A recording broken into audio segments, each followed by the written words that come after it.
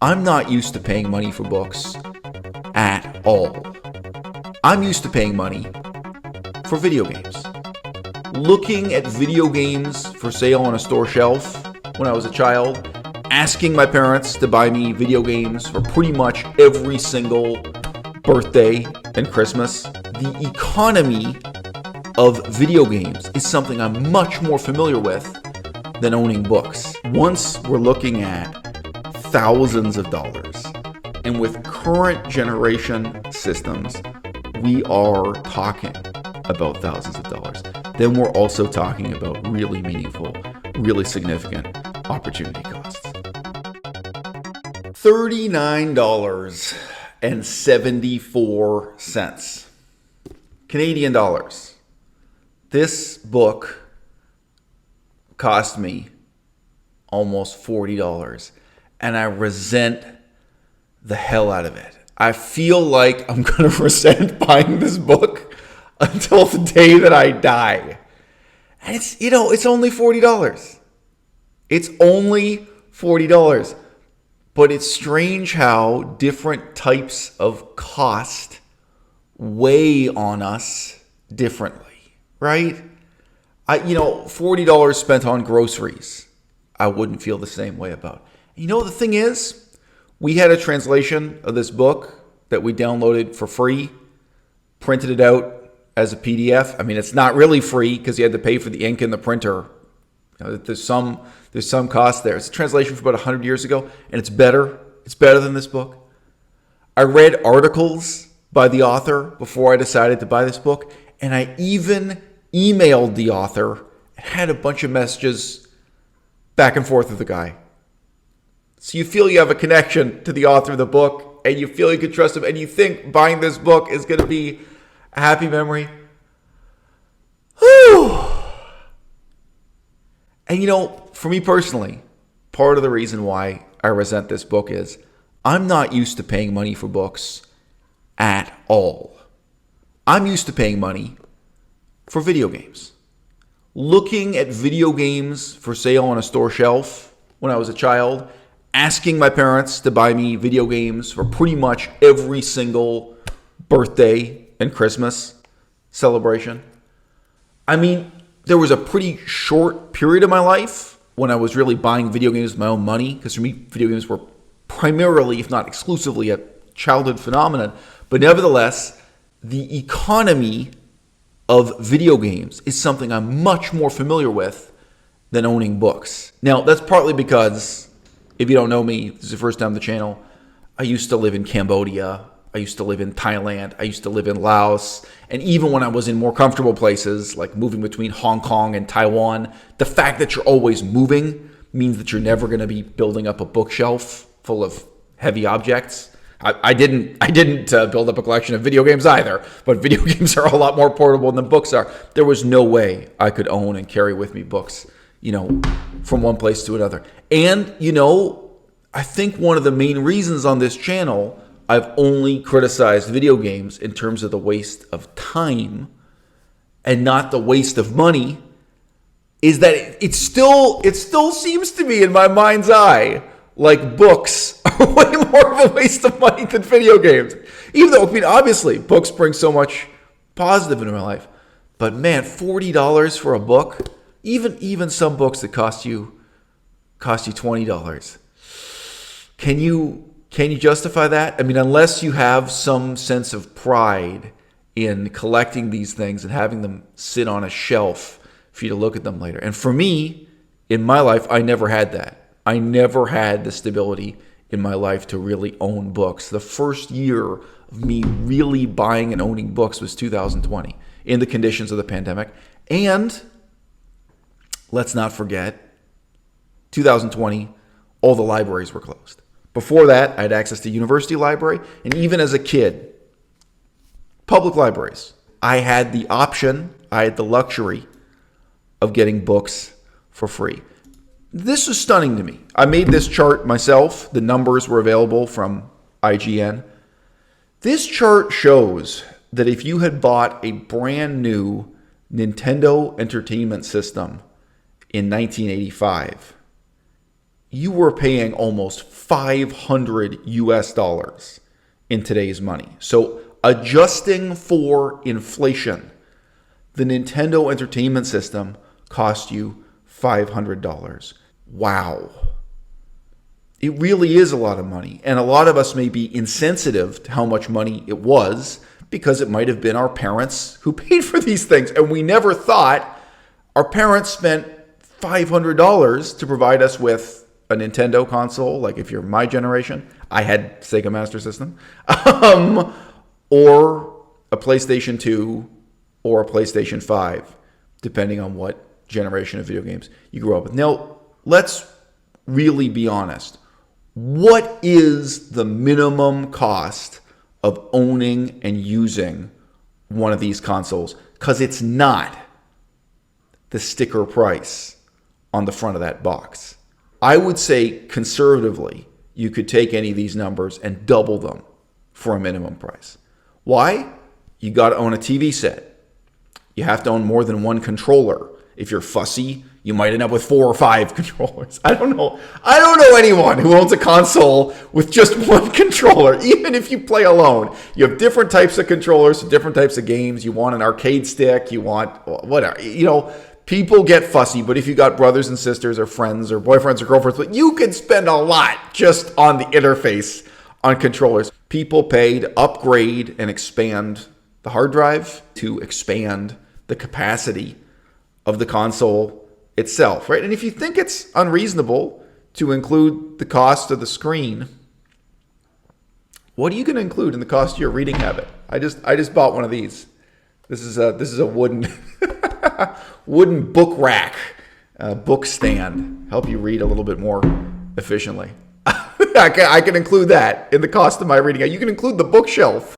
And then above all else, you have to have some kind of estimate for the cost of the games.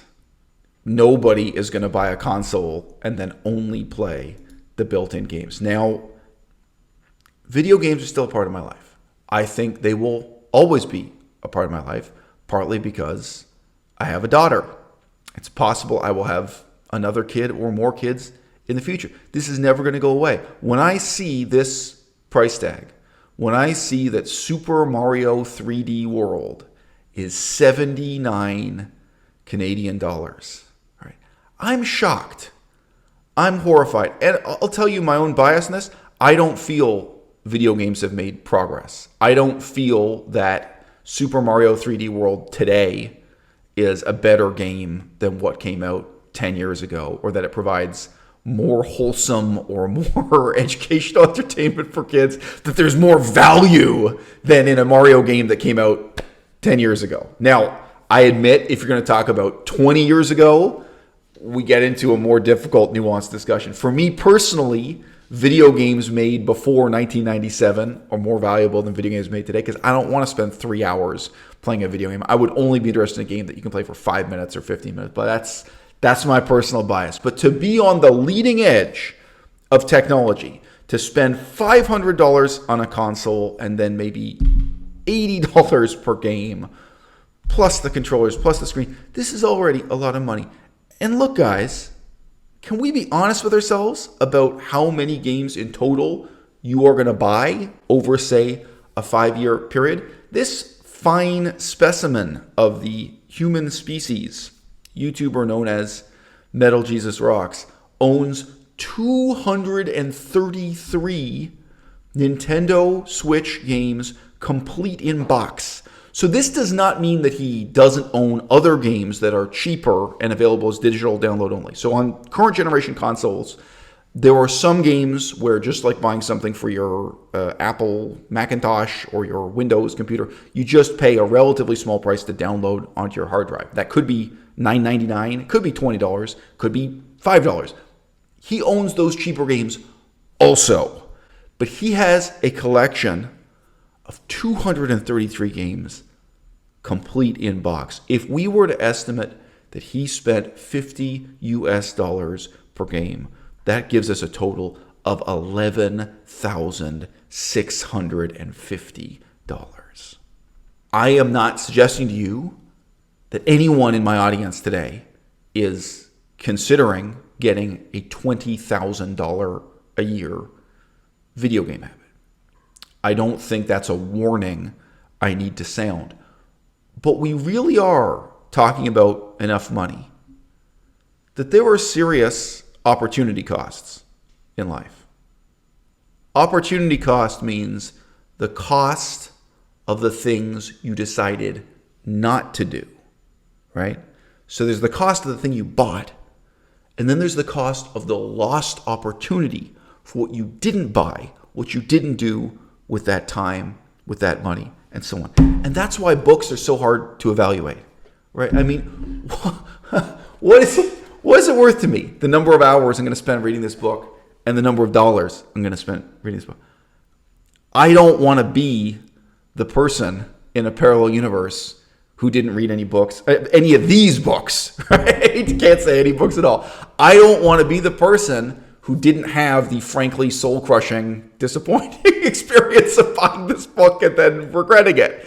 You know, even though that's bad, I want to be that guy. I want to be the guy that takes that chance and makes that effort and tries to read the book and tries to improve himself. And even if I fail or I end up frustrated, that's who I want to be, right? It's part of a self-development process there of training yourself to be the kind of person you want to become. Even if all these books end up in the garbage, because I've had to move house before. Suddenly I got to move across the country, across the continent to the other side of the world. It's possible. Again, I'm going to lose most of these books, or all these books. It's really possible. I'm not going to have one bookshelf in one place where I get to accumulate these things, right?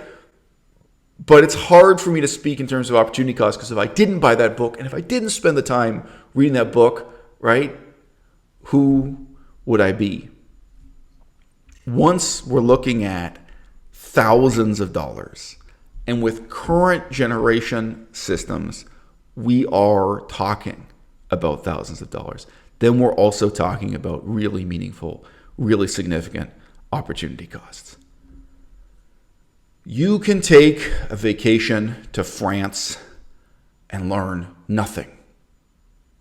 I'm not endorsing taking a vacation just for the sake of that vacation. I'll tell you something. In the south of France, there is a museum to the history of the French Revolution. You could learn a lot. And you could make a kind of meaningful connection to that political history that guides you in the books you read and the other things you learn and what you do politically, what you do in your own life politically for the next 10 years, for the rest of your life. You could take away something really meaningful. And political history and tourism, they don't just intersect in the ancient past. You could go to France today because you're interested in the Gilets jaunes protest movement, the pro-democracy protest movement that's ongoing in France right now. You could say, you know what, I feel this isn't really being covered by the English language press. I don't really feel I can learn about this on YouTube or TV or by reading books in English, which is true. You could go and you could meet those people. You could attend some of the protests. You could interview those people. You could bring your cell phone camera and you could record the interviews. You could write a book of your own. You could make a YouTube video of your own. You could make a documentary film of your own, right? But even if you did none of that, you could just go there to learn something meaningful, have some kind of contact with political history as it unfolds in your own generation. And then decades later, be able to look back and say, yeah, I was there. I was there when that happened, you know. In this sense, a $1,000 vacation, there could be a lot of value there. There could be something you carry with you for the rest of your life in a really meaningful way. My slang is editorial, explicit material, briefcase show, live and stereo flow, feel me.